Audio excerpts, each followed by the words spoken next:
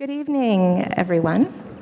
My name is Amy Coral. I'm the Curator of Education and Public Engagement, and it's my pleasure to welcome you to MOCAD this evening for the very first in a series of lectures we plan to do on artist Mike Kelley. I hope all of you have had a chance to visit the mobile homestead. That's the wonderfully misplaced suburban house located in MOCAD's backyard for at least one, if not more, of the community-based exhibitions and free public programs that take place there throughout the year. This evening, we are honored to have with us Mary Claire Stevens, who is one of the caretakers of the mobile homestead and the legacy of Mike Kelley. Mary Claire worked directly with Mike Kelley for many years, managing his studio from 2003 to 2012, and she's now the executive director of the Mike Kelley Foundation for the Arts. She took a 6 a.m. flight from Los Angeles to be here with us this evening, just in order to introduce John Miller. So won't you please help me show her our deep appreciation with a very warm welcome from MOCAD. Thanks, everyone. Thanks so much for coming out. I'm so excited about tonight. John Miller is a wonderful artist and a dear friend and colleague of Mike's since 1978. He is a professor of professional practice in the Department of Art History at Barnard College, and he's also an artist and critic whose work has been exhibited internationally. As I said, he was Mike's dear friend and colleague until Mike's death in 2012. In this talk, Miller will examine Kelley's milestone work from 1995, Educational Complex. Through an archaeology of the contemporary, Miller argues Kelley examines the mandate for education and the liberal democratic premises underpinning it. This is a work of Mike's that's pivotal in his career, and I'm so pleased to introduce John Miller to speak about it. Thank you.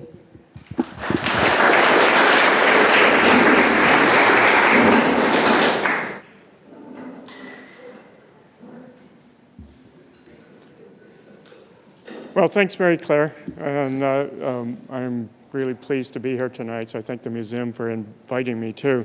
I may adjust this mic, if that's okay, make it a little taller. Is that okay?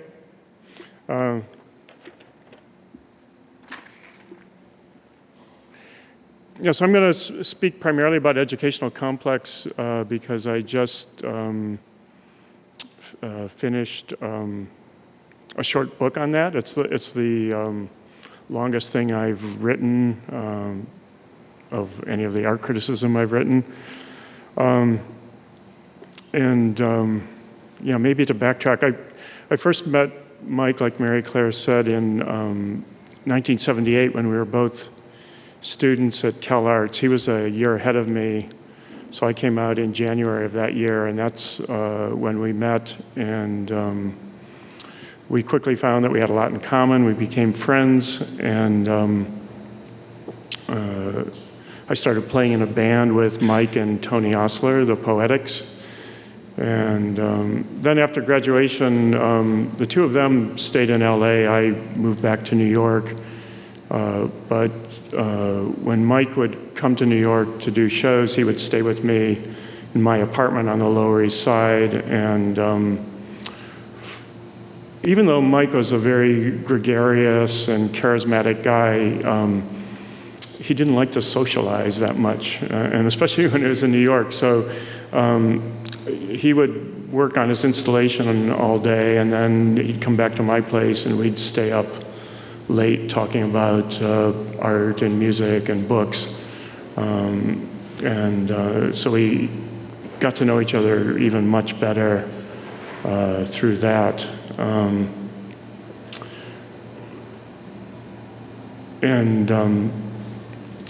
After Mike died in 2012, I was contacted right away by one of my former students, Julieta Aranda, who is part of Efflux, and she asked me to write a kind of memoriam for Mike, and it was a very kind of short turnaround, and it ended up being probably the most widely read thing I've ever written, and I've got I got more response from that than anything I'd ever published.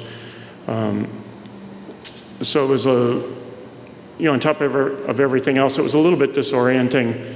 But what I tried to do in that remembrance was to try to identify why Mike Kelley's work was important to so many people, not just within the art world, but to a broader public as well. And I think at least one of the reasons was that he interrogated aesthetics very rigorously, and he looked at them.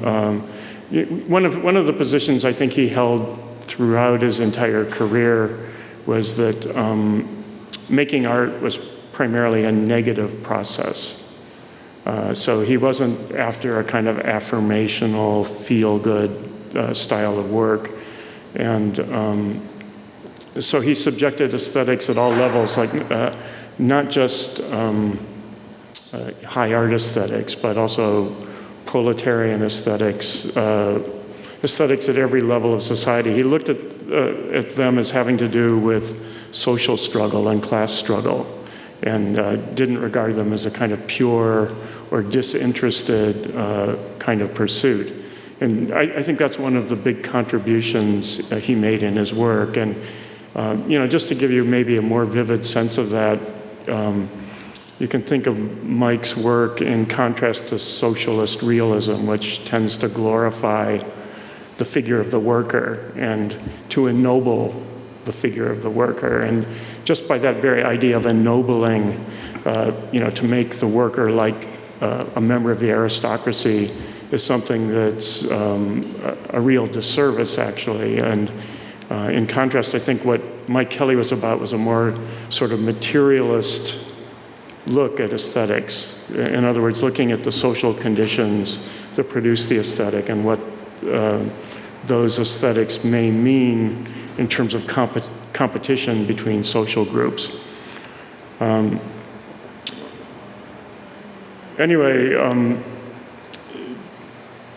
After I wrote that, I got other requests to write other remembrances, which I did, and it was a kind of an emotionally fraught thing, because it was also, there was like a process of mourning tied up with that. And then the German journal Texas Kunst asked me to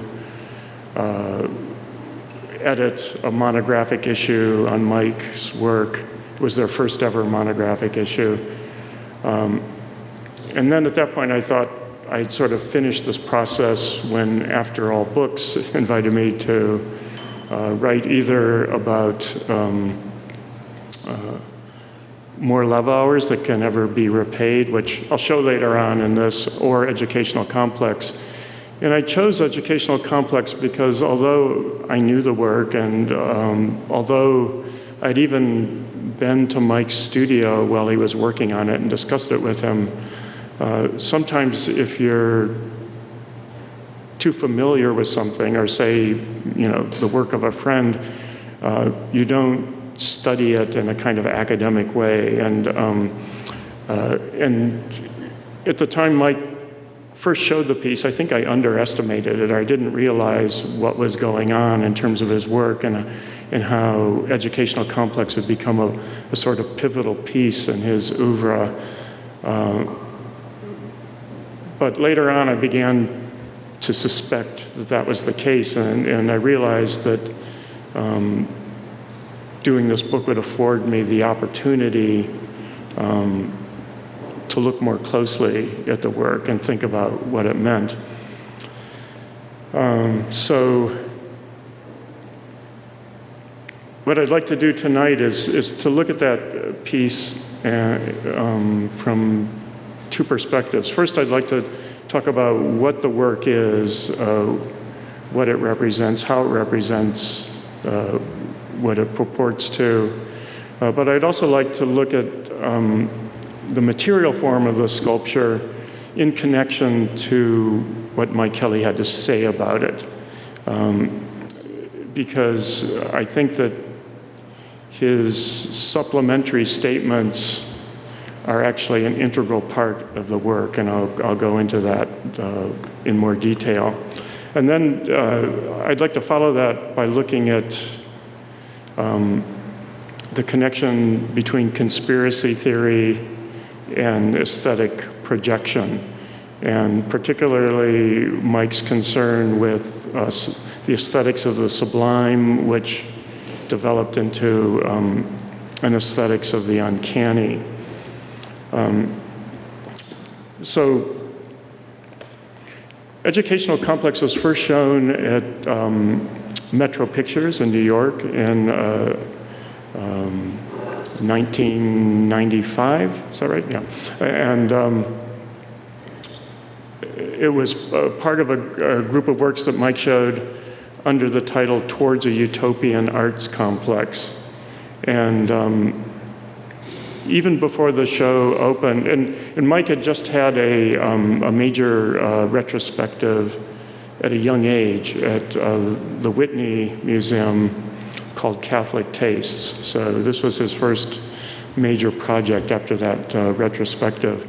And the Whitney purchased Educational Complex even before the show opened at the gallery. And on the Whitney website, you can see a video clip where Mike Kelley describes the work, and I'll read a little bit about what he had to say about it.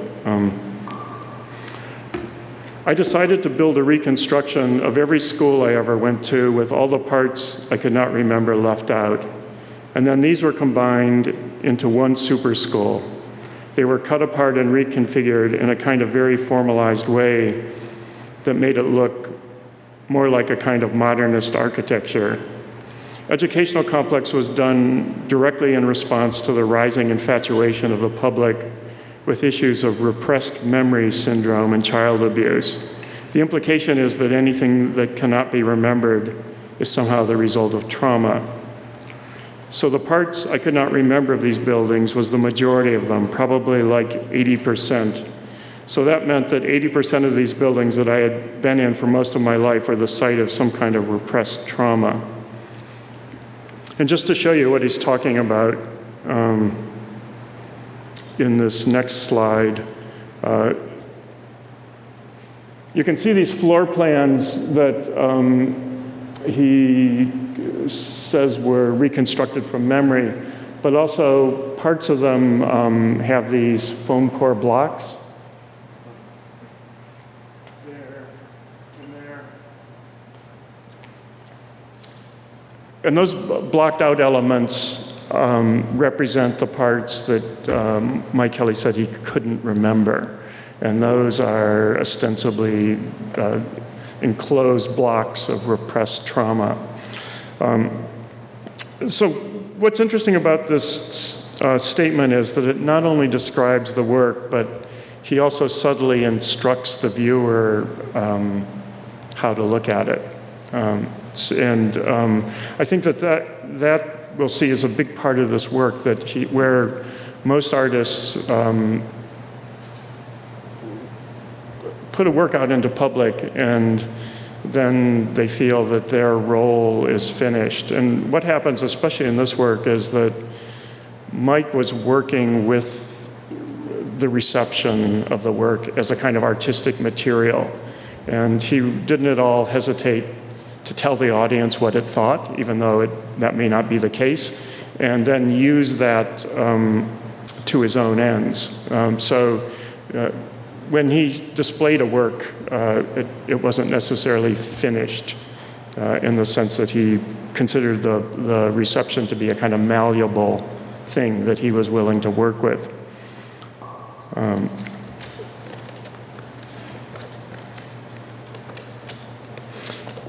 And alongside the kind of claims that Mike's making for this work, I'd like to offer a kind of schematic interpretation of my own, which is that to think of this work as a kind of empty frame, that he's built up an elaborate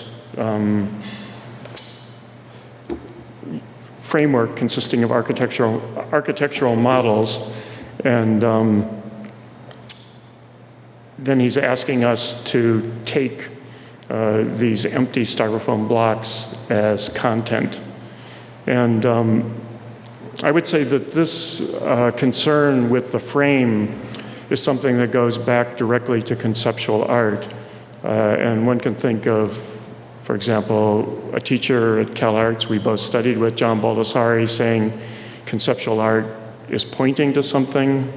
You can think of Robert Smithson's statement that the most interesting thing in a museum is the space between the works. You can think of Adrian Piper, who creates a kind of mythic being performance where she repeats parts of her diary as a mantra till they lose all sense, and in a way kind of hollows out her subjectivity to point to the social structures that kind of triangulate her supposedly othered identity in a social terrain. So I think Mike is doing a very similar thing with this work, and I'll try to develop that. But first, I want to go back and look at where Mike's work originates, and I would argue that it begins as a kind of extension of the counterculture, and also it grows out of subculture, and particularly that of cartooning. I'm jumping way ahead there. So this is a poster for Destroy All Monsters, which was a band Mike took part in. Where are my notes here?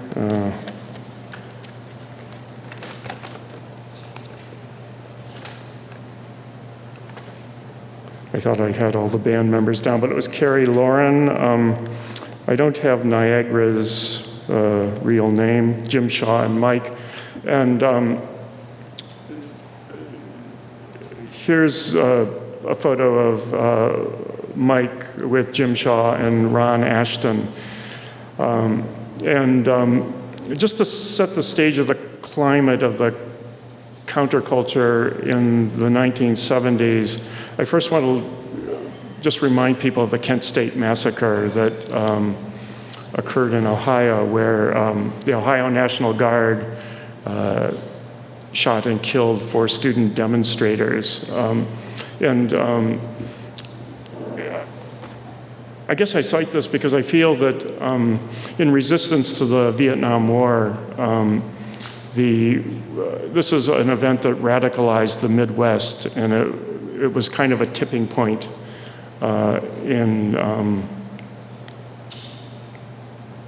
in rejection of U.S. policy in Vietnam. And it gave real fuel to the idea of the counterculture. But Mike wasn't so much interested in protests himself. And in fact, at times when I took part in protests, he kind of criticized me for it.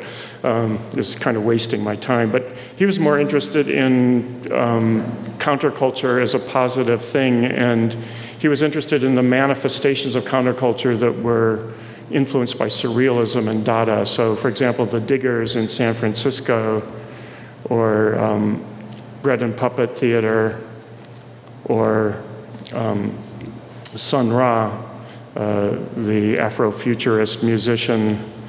There's one time Mike was staying with me, and he and Jim Shaw both were avid, intense Sunhwa fans when I first met them. There was one time Mike was staying with me, and we were walking through the East Village, and we saw a Sunhwa poster. And it turned out Sunhwa was giving a free concert in Tompkins Square Park right then. So we dropped everything we were doing, and we went straight over, and it was an amazing performance. And one of the things that struck me was that it involved not just music, but poetry and theater, but it didn't have the character of a multimedia performance. It had more the character of a kind of classical, thinking back to like antiquity when all these arts were unified. So that's a bit of a digression, but I think that's, well, maybe it's not a digression. Maybe if you think of later works like Day is Done, where Mike combined not just dance, poetry, and music, but also literature, architecture, photography. One can see the influence of Sunhwa in that regard. And in fact, when I was kind of teasing Mike when he did the Day is Done work because, he liked, this negative position was so important to him. I said, oh, you're getting to be quite the arts maven.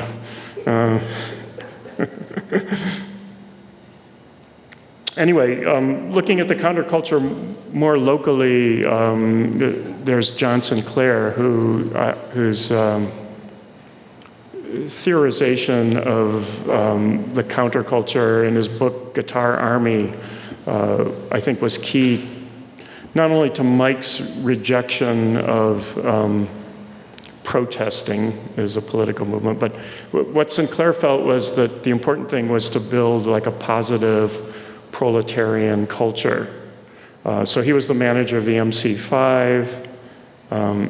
Here's various covers of his book Guitar Army. I had the chance to interview John Sinclair once, and he later sort of recanted his equation of youth culture with counterculture, but this was in the late 90s, and I think at the time he wrote this, he was actually correct, but times change. And in the Midwest, Sinclair had become a kind of cause célèbre because he was sent to prison for marijuana possession. And I think the real reason for his imprisonment was his political activities, namely activities involving the White Panther Party, which was formed in solidarity with the Black Panthers. The Black Panthers weren't so eager to embrace them, though. They characterized the White Panthers as psychedelic clowns. But in any event, it was a well-intended project. And I just want to look at a few countercultural, subcultural influences on Mike, namely comics. So here's a page drawn by Harvey Kurtzman, who's best known for his work with Mad Magazine. Ed Big Daddy Roth. Even though Mike wasn't terribly into cars, and Ed Big Daddy Roth was kind of a beatnik cartoonist who also did custom autos and was very much involved in the kind of drag racing world. Mike was really drawn to this kind of like hyperbolic portrayal of someone with eyes bulging out of the skull, and that kind of ecstatic yet grotesque depiction of a figure. And Arkrum, of course, another influential cartoonist. And in his own work, he liked to invoke, especially early on, he liked to invoke the vernacular. This is a drawing called Meditation on a Can of Vernors. It's from 1981, and one of the things he enjoyed about making a reference like this, Vernors isn't distributed on the east or west coast, so it was a very much like a common reference for Midwesterners. People outside the region wouldn't know what he was talking about. So it was a kind of like reverse elitism that he was playing with. And this is just an example of Vernors and the logo. I think he was also attracted to the logo because he was very into this kind of idea of the pantheism of commodities and having sprites represent different products. Where was I going to go with that? Just that, ironically, with references like these, where they might have served as a baffle, say in New York or Los Angeles, they ended up functioning much differently in Germany, where US culture was kind of a subject to be studied. So then German critics would say, aha, what's this, and track down exactly what Vernors was and what does that represent in terms of Mike's overall artistic production. So it had like a kind of double role where, and I think this is one of the reasons why his most important support came first in Germany, and then later the US followed. We're getting closer now to educational complex. In fact, this is a model of the house that Mike grew up in. It was a late addition to the piece, and here we see it perched atop Dave Muller's bass amp, and Dave is an artist who was working as Mike's assistant at the time, but he was also playing in a band called Super Sessions that Mike fronted with Ann Magnuson. And the photo, I think, is indicative of a number of things, but one that I think it shows like how the assistants were engaged in the project, that they liked to clown around with it.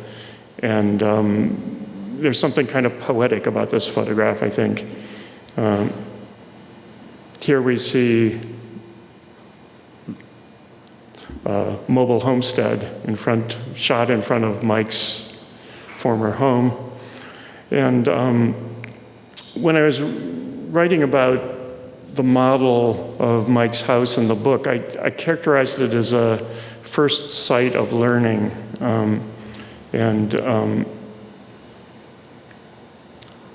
I don't think that that's necessarily wrong, but I think that, in fact, especially seeing that model in light of mobile homestead, it becomes a sort of multivalent symbol. And I think it's almost like a perfect Freudian symbol in that it's able to express contradictory things. And I think contradictory ideas and beliefs and ideologies that Mike was kind of embedded in all at once.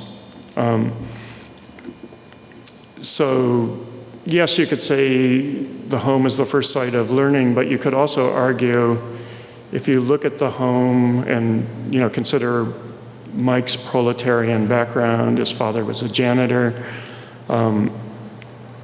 what's the effect of education on his identity? And each successive stage of education took him further away from his proletarian nature. So we could also look at it as a case where the home is what is excluded by these schools. Another way of looking at it is that he feels a loss for his home.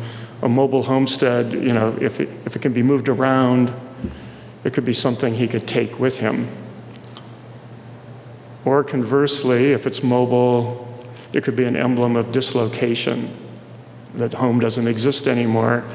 It could be an emblem of the deindustrialization of Detroit and the kind of economic and social dislocations that result from that. And remember that the show in which Educational Complex was first shown was called Towards a Utopian Arts Complex. Well, utopia is a word that the English writer Thomas More coined from Greek roots. And the meaning of utopia is a kind of no place. So this work could also have a specific relationship to the definition of utopia. And then the final thing I would suggest, which is in line with everything Mike ever did, was also a kind of white trash aesthetic, like that a mobile homestead could also be like a mobile home in a kind of trailer park.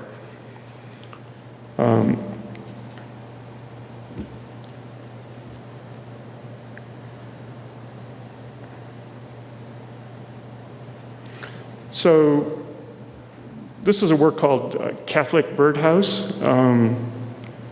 Mike made it in 1978. It was part of his graduate show at CalArts, which I was around to see. The show was notable in a number of different respects. But one of them was that Richard Armstrong, who would go on to become a curator at the Whitney Museum, I don't know where he is now. Is he at the Carnegie Mellon? I'm not sure. I lost track. But anyway, he purchased this and other works out of Mike's show while he was still in school. And on the one hand, it's an allegorical piece, but tellingly, it's also architectural. It's a small house. You could say that it's the first. Well, I can't make this argument absolutely, but perhaps it's the first work that Mike did that involves architecture. He also described this as something that could not be raised, so he was thinking of it as something that would resist elevation into a fine arts status. And it's worth noting that this piece looks like a kind of woodshop project, and the kind of thing that someone who was going to vocational school, which you could see as sort of like the opposite of art school in terms of cultural capital, something that could be a product of a vocational school. And in fact, at the time that Mike was a student at CalArts, he was in charge of the school's super shop, which was a combination wood and metal shop. And he actually took a kind of perverse pride in his vocational skills, and that, you know, he would chide the other students that they didn't know how to use a bandsaw properly and things like that. You know, he kept the shop like totally neat. He was kind of a neatnik. But it's interesting to consider, like, even at this stage, this is a piece that's designed for a white cube, even though it's sort of pushing back against that a bit. So this marks like a transition that starts to happen in Mike's work, going from work being an extension of counterculture to work that's an artifact that points to vernacular culture or subculture or counterculture. So there's a difference in referencing it as opposed to being an extension.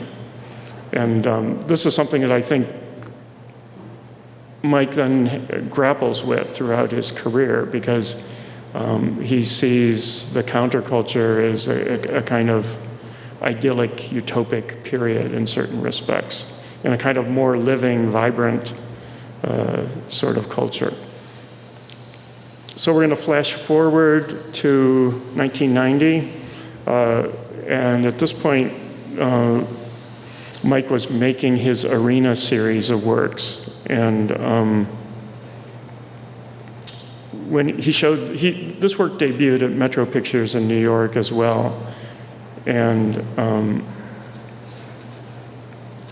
interestingly, this work was inspired by a school experience. Mike at that point was teaching at Art Center in Pasadena.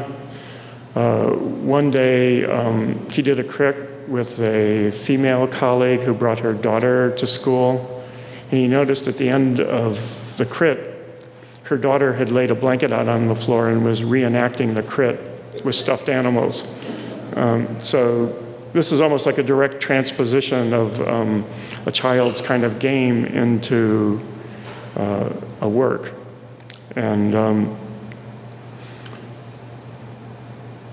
anyway, so when he showed this work, it's really the show that kind of pushed him over the top in terms of his recognition and his stature, and the reviews were unanimously positive. And I can quote Roberta Smith, who I think of as being an intelligent yet conservative critic. And she wrote, Kelley's disdain for art's traditional materials is intriguing and inventive, and his ability to balance sincerity with irony and laughter with sadness is uncanny. And at the time Roberta Smith wrote this, what she was more championing were like organic abstract paintings, like the work of Terry Winters. So it was a real surprise that she embraced this so wholeheartedly. So most artists would have celebrated that, but I think Mike was really bothered. Like on the one hand, he wanted to be successful, but then he was bothered by this embrace, because what does that mean? It means that his work is being legitimated. He was, starting to assume a dominant position within the mainstream, and that was something that was fraught with ambivalence for him. Here's another work from that same series. Oh, sorry, didn't mean to flash. This is Arena number 10. And then in that same show, he included photographs featuring the S&M performance couple, Sherry Rose and Bob Flanagan. And here they appear in a kind of plywood room, committing sexualized acts with stuffed animals. And Mike typified these images as a kind of pseudo-pornography.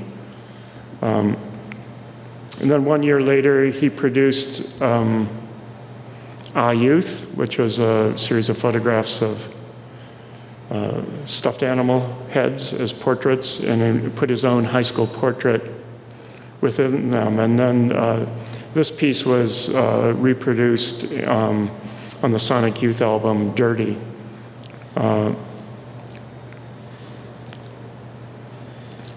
So anyway, you can tell that he's putting a definite spin on these stuffed animals. So what does the response produce in him? A complaint. Here's what he had to say. The critical reception always tended to be about nostalgia and trauma. I finally got so pissed off about this, I said, I'll give people what they want. I invented this pseudo-biography and started doing biographical work. That was educational complex.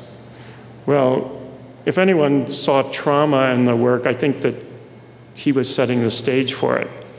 But in fact, I went back, it was actually a Thomas Crowe's suggestion where he was saying, like, should you take Mike so literally? And I went back and I looked at all the reviews from that show, and only one mentioned any kind of trauma.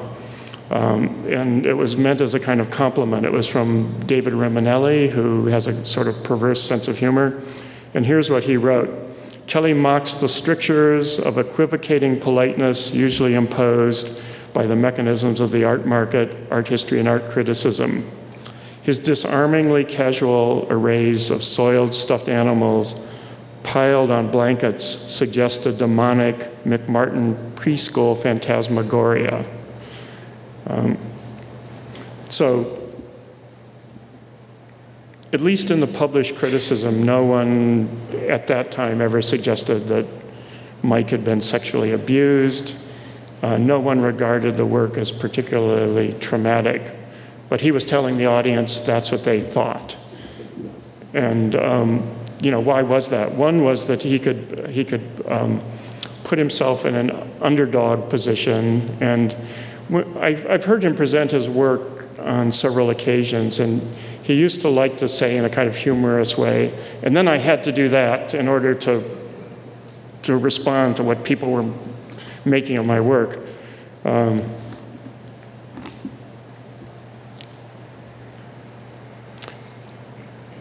So the show at Metro Pictures was followed in 1993 by Catholic Tastes, which was a survey of everything that Mike had done to date at that point. But the core of the show was really the arena works. And what we're looking at here is the cover of the exhibition catalog.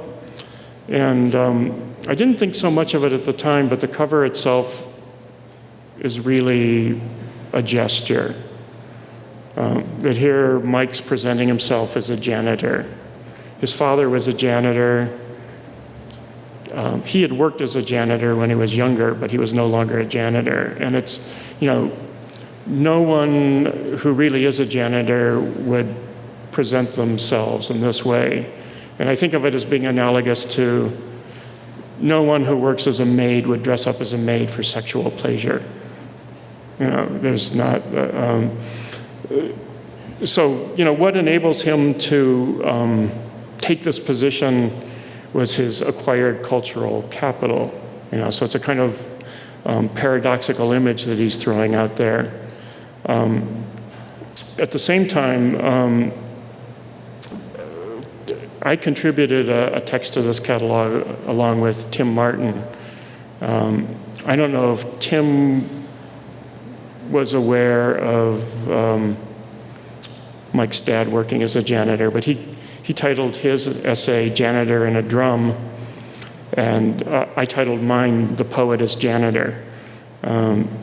So it was definitely an idea that was in the air, and it was, of course, relating his work to a kind of proletarian culture. I think in the retrospective at the Whitney was another show that was considered a kind of watershed show. The response to it was extremely positive.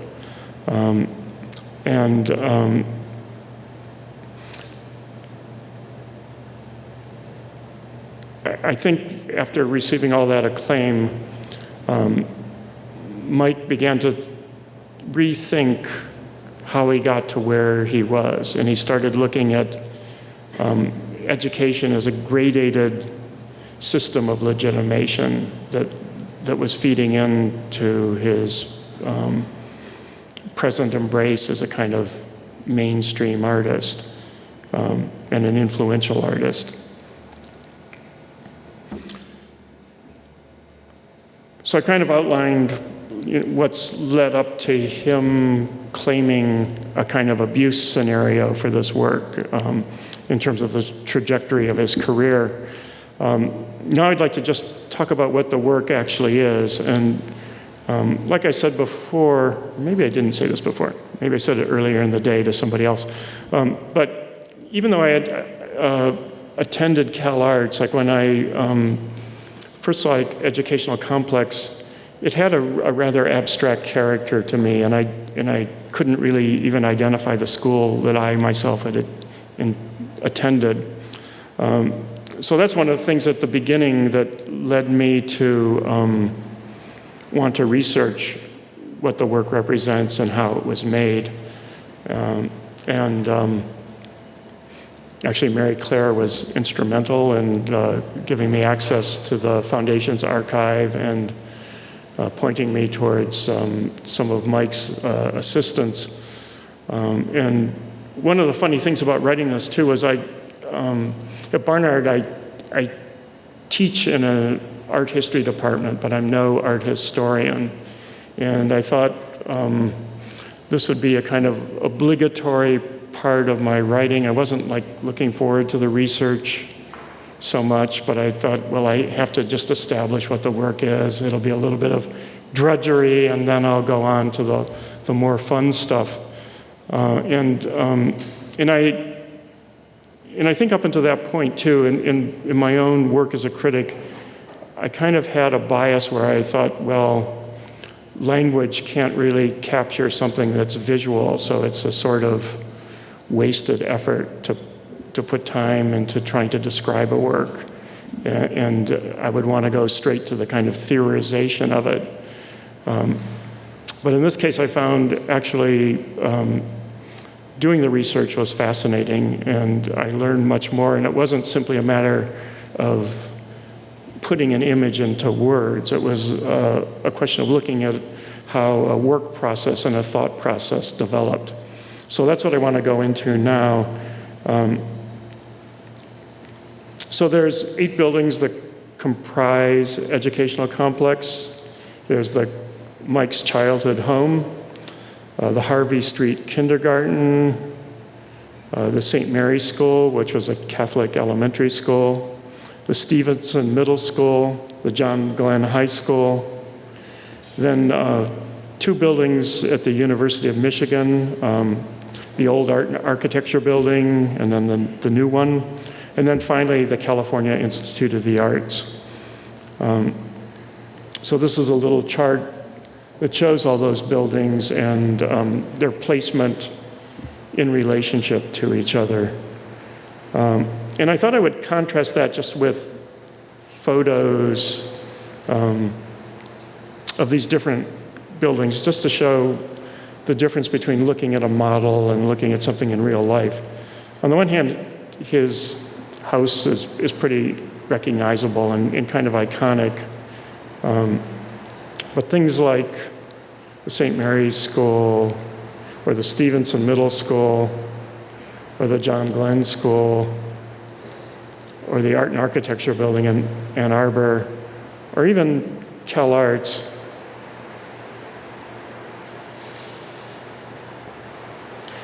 they look much better, or much, not better, they look much different, seen from street level in a landscape.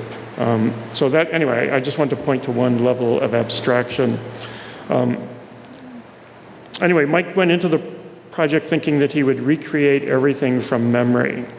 And it was a kind of naive and unrealistic expectation to do 8 entire buildings. And some of them were no doubt buildings where he hadn't even been in every part of the building, to do it all straight from memory. And what he had to say about that was, at first my intention was to construct the models of my various schools completely from memory, but it soon became apparent that my memories of the structures were so poor that it was impossible to construct 3-dimensional models based on them. My attempts at drawing floor plans resulted in incomprehensible sketches of disconnected rooms with no information as to their spatial relationships. I was also incapable of placing them even roughly within the approximate shapes of the building's exteriors. Thus, I decided to rely on photographs and floor plans to help me reconstruct the school's architectures more accurately. In contrast to the exterior detail, I hoped that the partiality of my memory would be rendered more striking. So that's a first revision in the process, the idea to refer to blueprints and photographs. But also I want to point out that it wasn't a case of poor memory, that I think spatial memory is a very kind of contextual memory, and very few, if any, people remember the details of a space as a kind of totalized gestalt.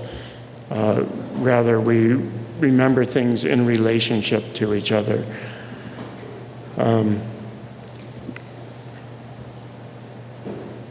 Here's some images of educational complex under construction. The next phase was just for Mike to discover what it was to actually build the models. He had estimated initially that the project would take 3.5 months. In the end, it took 18 months. And I remember visiting him at the time, and the slow pace of the work was driving him crazy. And he complained to me about his assistants at times. And it was interesting to go back, because when I interviewed almost all of them, and one of the things that struck me, it should have been obvious, but everyone who was working for him because they wanted to work for him specifically. It wasn't just a job. And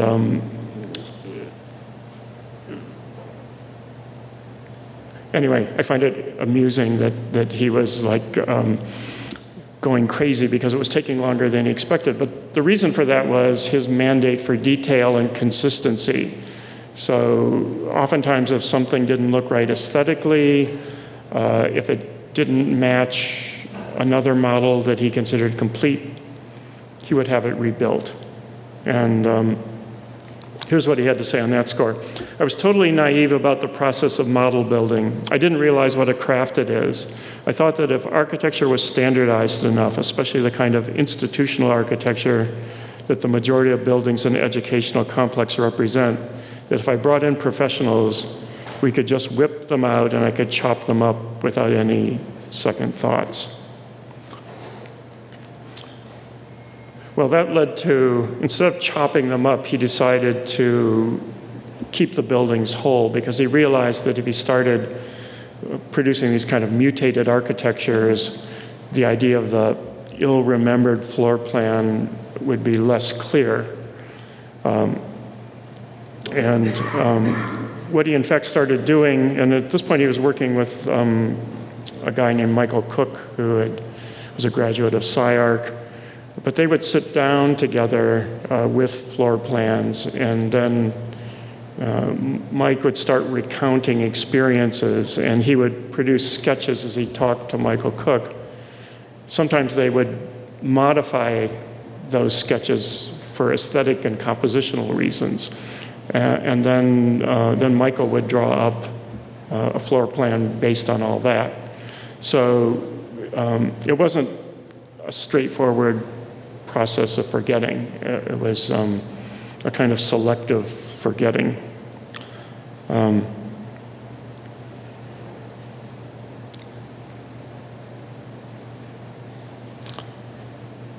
Then at a later phase, he, and this is when Kim Collin was heading his model making team. She told me one day she arrived at the studio and found these sheets of glassine with what Mike described as fanciful shapes traced on them. And these indicated holes that he wanted cut in the roofs of the models. And shortly after that, he also decided to lift the roofs. So here's a lifted roof. You know, the holes are obvious. Back there are some more lifted roofs. But the reason for that was so that you could look in and see the blocks of ostensibly repressed memories. And later on, when he went on to do the extracurricular reconstruction project, I'm missing a word in there, activity reconstruction project, he claimed that those performances and photographs were the contents of the repressed memory. But just to be clear, there was nothing in the blocks. There was nothing that suggested, other than his statements, what might be in the blocks. And in fact, he had this to say: the project wasn't about memory. It was fiction to begin with. I wasn't interested in remembering anything. There's not much to remember anyway. My biography is fairly dull. It's much better to fill in these empty spaces with fiction than the boring truth.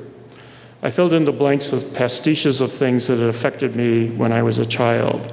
Cartoons, films, and the kinds of stories that one finds in the literature of repressed memory syndrome.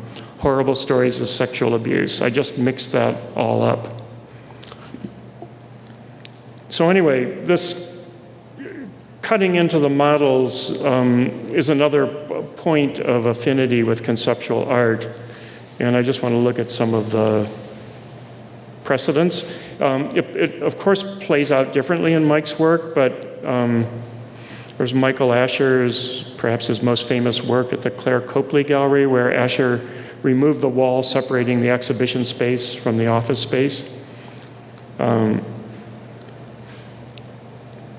There's Dan Graham's alteration to a suburban house, where, and this is a work that exists solely as a model, but what Graham proposed to do was to remove the front facade of a ranch house and replace it with a floor-to-ceiling picture window.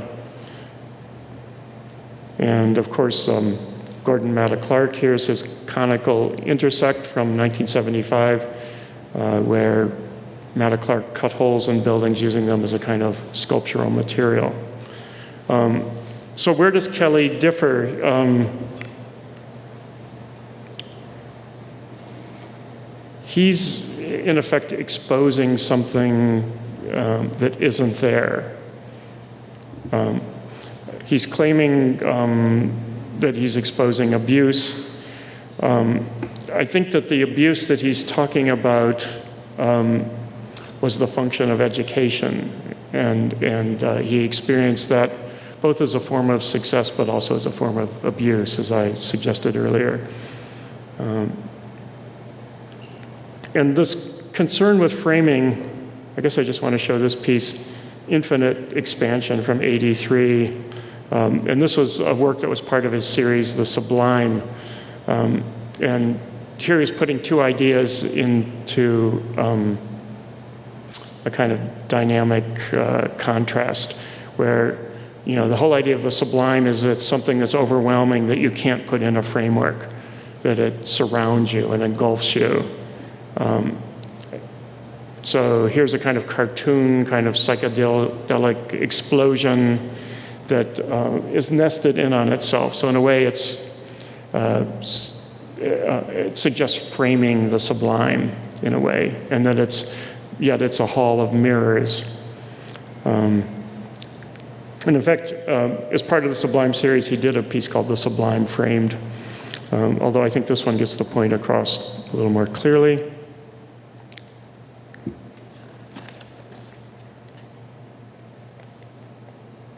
Another addition to Educational Complex, and I don't think I have a slide of it, I'm sorry about that, but he also put in a sublevel, so the basement part of CalArts, which could only be seen by crawling under the platform and looking, and he would often provide a mattress so you could lie on your back and look up into the sublevel, which had no floor instead of no roof. He likened it to looking up a dress. Then towards the end, he spray painted the entire model white with white latex paint. That's Dave Muller doing that in this image. And Dave observed that spray painting it white made the work more like a line drawing and gave it an almost ephemeral quality, and played up the kind of surreal potential of the piece, that it was almost there or not there, and that one loses the kind of bodily relationship to architecture with this kind of totally monochromatic, pure white.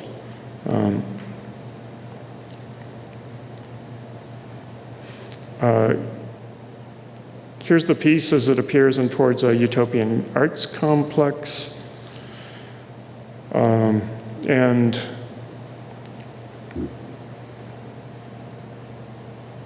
Mike was also a bit of a classical scholar. I'm sure he read Plato. One reason Plato is important is that Plato's Republic is considered by many to be the first written utopian scheme. And part of that included a kind of rigid class hierarchy of 5 classes that I think started with lead and went all the way up to gold. The gold citizens were being trained to be leaders and were to be enrolled in a 50-year educational program.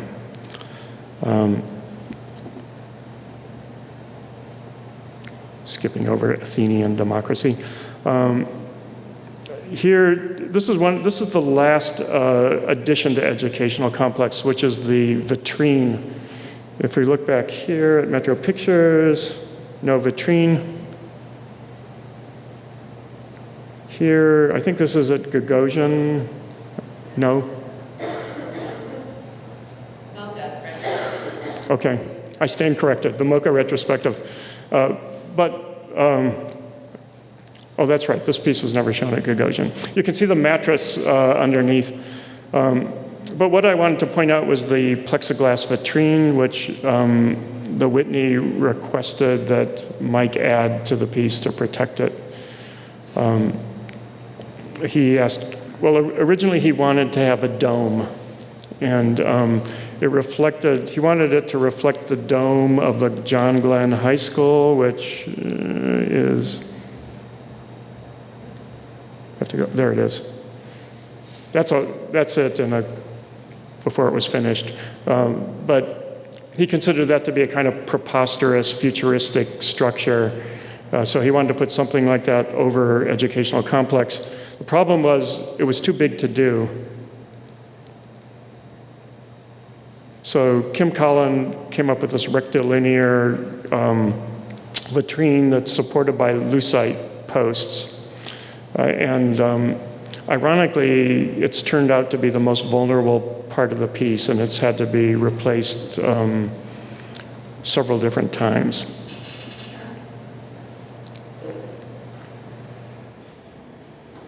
There's some other shots. So the reception of educational complex and towards a utopian arts complex was mixed, as opposed to the Whitney retrospective and the show of the arena works. Michael Kimmelman, writing in the New York Times, called the show a big extravagant joke plagued by confusing and frustrating references. I think that's reflecting a more kind of New York bias that art and language once talked scathingly about a perusal situation, that you can walk in front of an artwork and know everything about it instantly. This wasn't that kind of work. I think Kimmelman is showing that bias and his criticism of it. More insightful is a review that David Reisman wrote for the German journal Texte zur Kunst. David's an artist himself, and he has a PhD in sociology. And he went straight to the utopian, arguing that utopian schemes embody a desire for social harmony, but they are invariably based on repression. Art students may have mixed feelings about the values they are internalizing. At its worst, schooling consists of the old stealing from the young, stealing time, stealing money, and providing a curriculum that reinforces a self-serving institutional agenda. So I think that there's two sides to the utopian in Mike's work. Because on the one hand,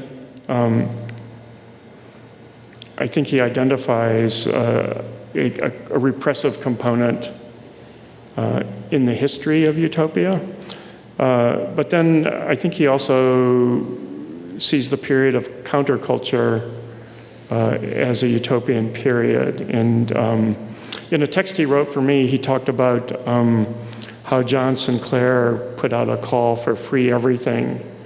And he said, John and I both grew up in the shadow of that call, knowing full well the ridiculousness of it, yet benefiting from it as well, ideologically. And this, I mean both the making of art and the writing of critical texts. Is this, I mean both the making of art and the writing of critical texts, a nostalgic desire for such utopian fantasies?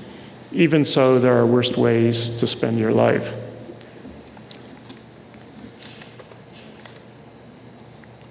So if you guys are up for more, I can go into conspiracy theory and, okay. Save the best for last? Okay. On we go. Do I know why this is here?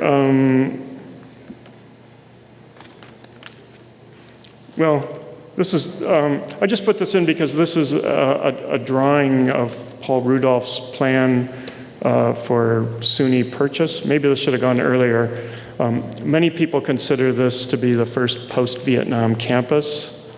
Why? Because there was a panopticon observation tower in the center of the school, and the entryways were made wide enough for military tanks.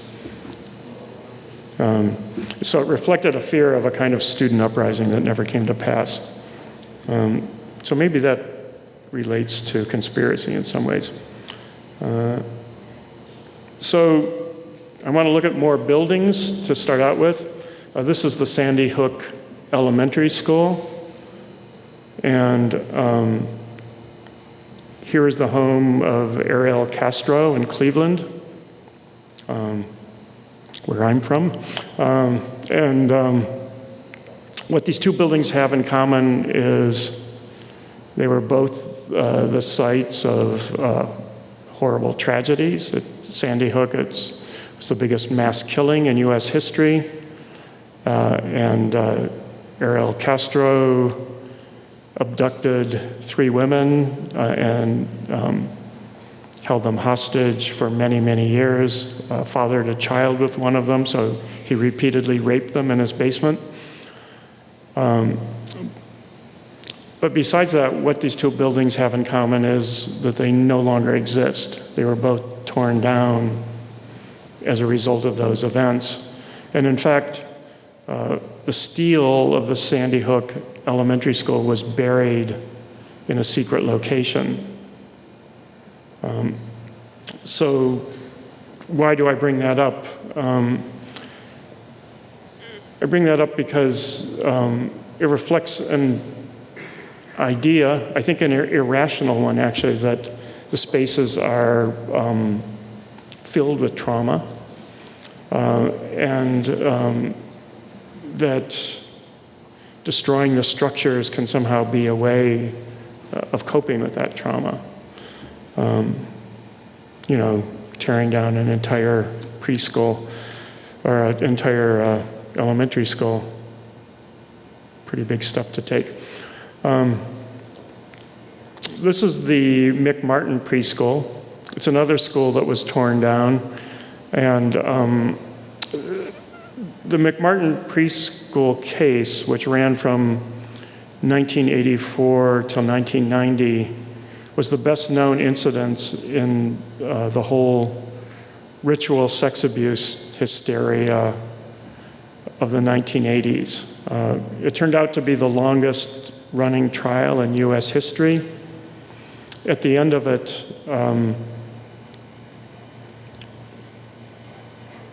Ray Buckey, who was the principal defendant, spent 5 years in prison. I think he and his family were bankrupted, and they were never found guilty of anything at the end.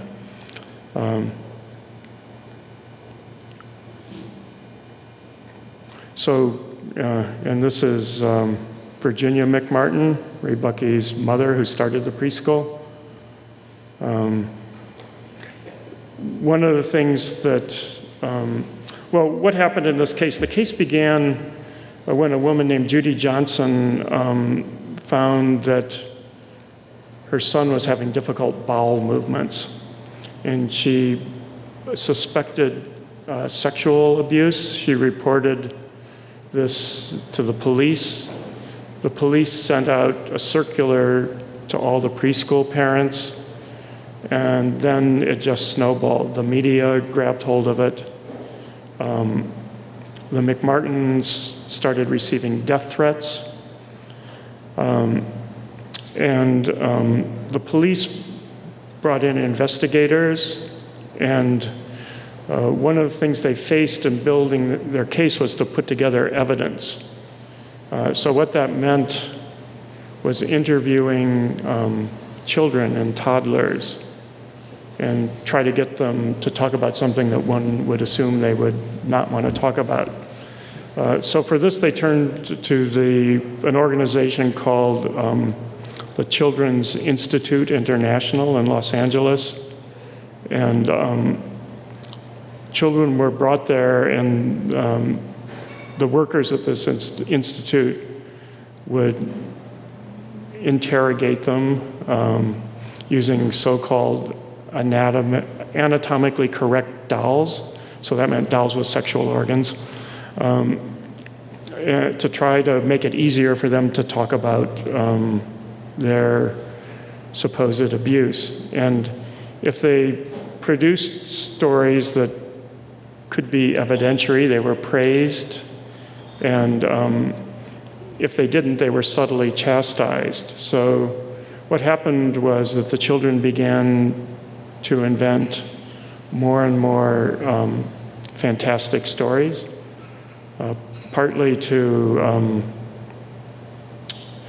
to please the interrogators or the questioners, and partly just to bring the interview to an end. So these stories included accusations such as that the teachers could fly, that there were orgies and hot air balloons and at car washes, that there was animal sacrifice. The idea of animal sacrifice is something that ran throughout the whole ritual abuse hysteria. The children were flushed down toilets, that they were tortured in tunnels. So after putting all this evidence together, the prosecutors mounted a kind of two-pronged attack. And on the one hand, they claimed that everything that the children said regarding sexual abuse had to be taken at face value. And on the other hand, they argued that the inability to remember proved abuse. And this is what the idea of repressed memory syndrome refers to, that if one is abused, one represses that and can't remember it. So it became a kind of paradoxical standard of evidence, because if the kid says something, the teacher is damned. If the kid doesn't say anything, that too is evidence of abuse. It's like the Salem witch trials and the submersion tests that accused women were given. If they drowned, they were innocent. If they survived, they were guilty. And a lot of conspiracy theory, that's one of the hallmarks of conspiracy theory, this kind of circular, solipsistic, self-justifying reasoning. So anyway, in this case, well, I'll just follow through with a few more images. After Ray Buckey and the other teachers were acquitted, there were many in the Manhattan Beach community who still believed that they were guilty and that they would find tunnels. So they tore down the school and actually started excavating, looking for tunnels. Nothing was found, and what many people believe was that the so-called tunnels were these plywood boxes that Virginia McMartin's husband had built for the children to crawl through. And those were always in plain view. So anyway,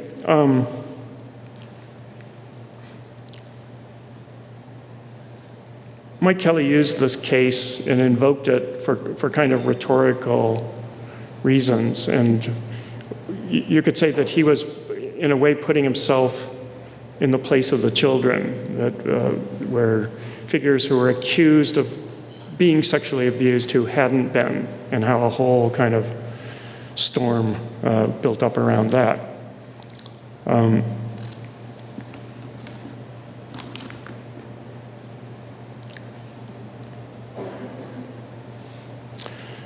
So why would he be interested in conspiracy theory? There was one time I actually did an interview with him, and he brought up conspiracy theory. And at the time, I just didn't get what he was talking about. And also, my mother is prone to conspiracy theory, so it's always like something I wanted to keep a great distance from. But both Mike and Jim Shaw are really into it. And I think the reason is not that they necessarily believe the theories, but rather that they're interested in conspiracy theory as a kind of artificial belief system. That's something that parallels the function of the artwork. And there's also, I think, a particular... In researching the book, I read a book that came out in 2013 that was written by someone named Jesse Walker. It was called The United States of Paranoia, a Conspiracy Theory. And one of the things that Walker did that I found useful was that he created a kind of topology of conspiracy theory. So he considered that from above, so say a conspiracy of aristocrats, that from below, say a conspiracy of untouchables, that from inside and that from outside. And the kind that particularly interested Mike was that from the inside, because that most closely coincides with the uncanny. And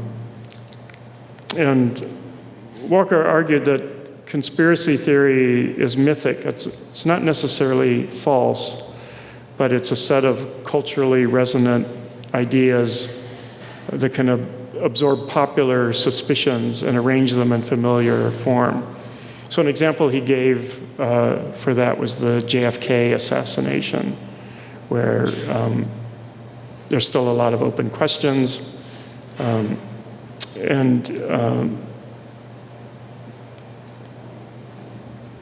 the people who subscribe to that may not be necessarily wrong. The proof isn't there one way or the other. But anyway, it's the conspiracy from the inside that's the most interesting to Kelley aesthetically. And the reason for that is it's the most familiar and the most alienating. So in that sense, it approximates the uncanny. Writing in that regard, Walker said, the physical world might feel inauthentic, like a fragile shell obscuring a hidden realm.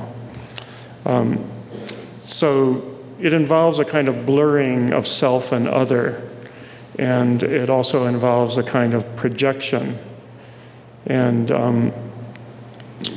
prior to doing Educational Complex, one of the projects that Mike was involved in was a massive group show called The Uncanny. And while he was working on that, he read a book by Anthony Vidler called The Architectural Uncanny. And Vidler later actually wrote about Educational Complex in one of his subsequent books. But Vidler had this to say about uncanny architecture. The uncanny is not a property of space itself, nor can it be provoked by any particular spatial conformation. It is, in its aesthetic dimension, a representation of a mental state of projection that precisely elides the boundaries of the real and the unreal in order to provoke a disturbing ambiguity, a slippage between waking and dreaming. So that's what most interested Mike, I think, was that there was a process of projection embedded in the uncanny, and particularly the architectural uncanny, that it wasn't empirically in the thing itself, so it implied a kind of transformative power, but then the uncanny is never fully present. It always remains kind of in potential, in a way. It's a potential force. So on the one hand, it never becomes real, it never becomes empirical, but the advantage to that is also that it's never exhausted, and it can function as a kind of aesthetic heuristic principle.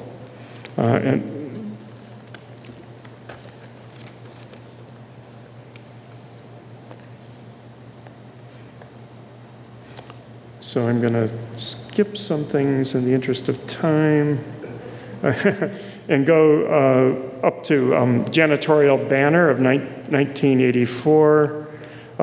So projection is a feature throughout Kelley's work. It starts in his syllogistic performances, and those are performances where he would, and Mike had a whole career, a whole unsuccessful career as a performance artist that preceded his gallery work. It's because he didn't fit into either the kind of like crossover to entertainment mode or the ritualized performance modes that were popular at the time. He was an incredible performer.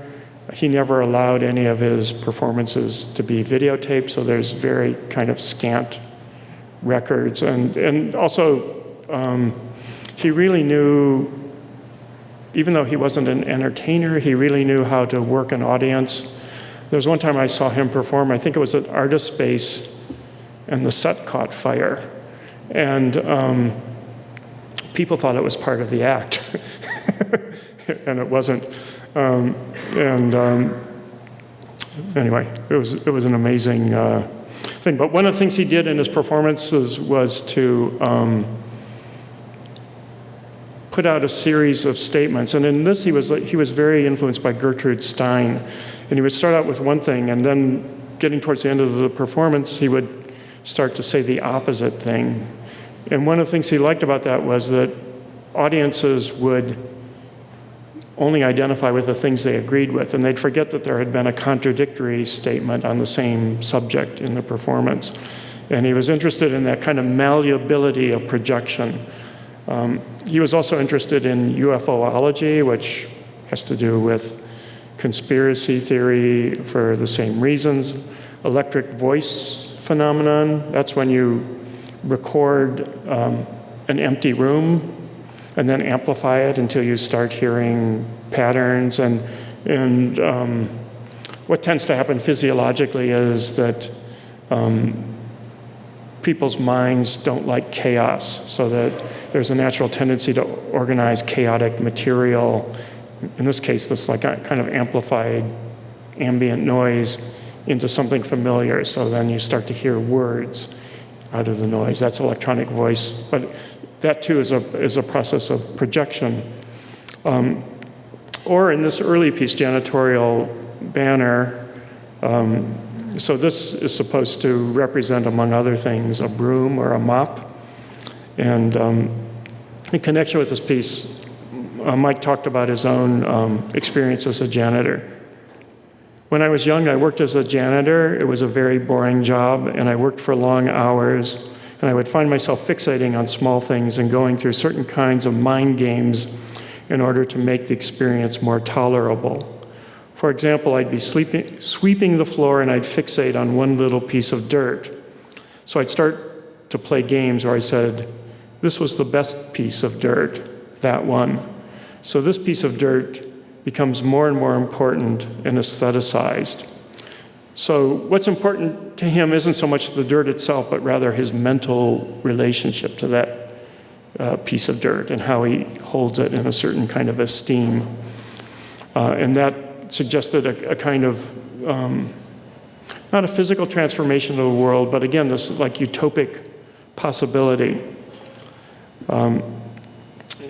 And also in the 80s, Mike did a whole series of works under the series title The Sublime. Here's one about education. It's called That Smarts.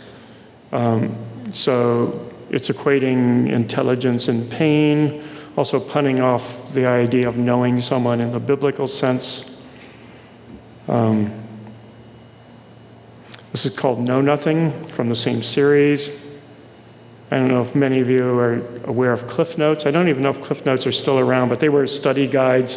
So, you know, for a student who didn't want to read the whole book, they could read a like concise, abridged version. And here, Mike reproduced the graphic style of the series minus the subject, but retaining the icon for cliffs, like the sublime mountain. So it was a mixture of the sublime and the degraded. This is a piece I mentioned earlier, the sublime framed. So mountain landscape versus a telescoping set of frames. We saw infinite expansion already. So what's interesting about this work is that Mike was making fun of the sublime, but despite that, he also admired it to some extent too, and especially the version of the sublime espoused by Edmund Burke. And he had this to say about the sublime.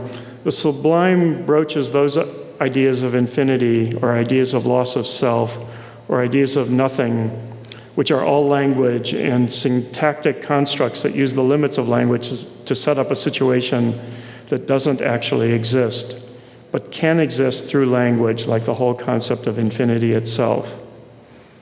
And it's not surprising that he goes from the sublime then to the uncanny, because in some ways, even though the uncanny is the opposite of the sublime, it's an extension.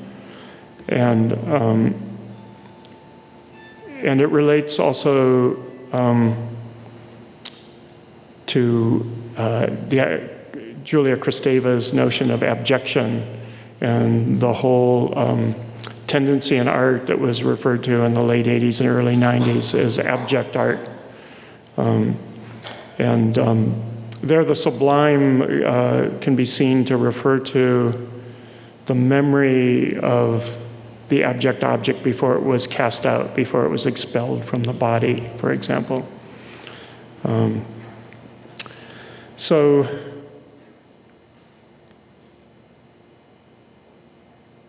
one of the complaints that, and maybe I'll wind up with this thought, but one of the complaints that Mike made about CalArts while he studied there was he called it an Adorno-esque bastion of conceptual art.